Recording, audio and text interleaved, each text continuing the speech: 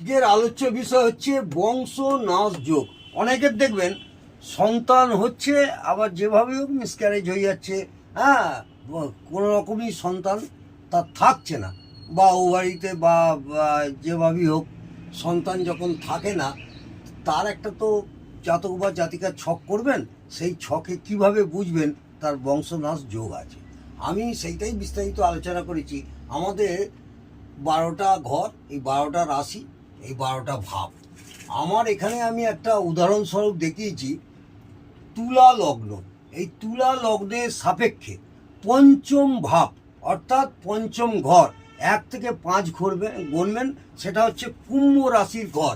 আমি এখানে অঙ্কন করে দেখেছি কুম্ভ রাশির ঘর, আপনাদের যে কোনো জায়গায় হতে পারে, কিন্তু 12টা ঘরের লগ্ন সাপেক্ষে পঞ্চম।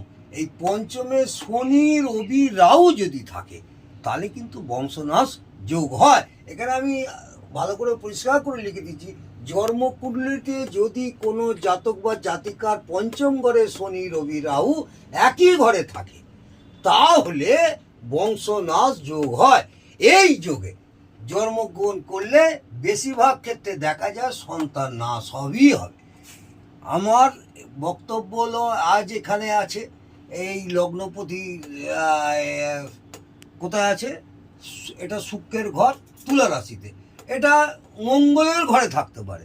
মঙ্গলের ঘরে অর্থাৎ এটা বৃশ্চিক রাশির ঘর। এই বৃশ্চিক রাশি থেকে গুনবেন 1 2 3 4 5, অর্থাৎ এখানে এই পঞ্চম ঘরে অর্থাৎ মীন রাশিতে যদি শনি রবি রাহু থাকে তাহলেও আপনার বংশনাশ যোগ হবেই হবে।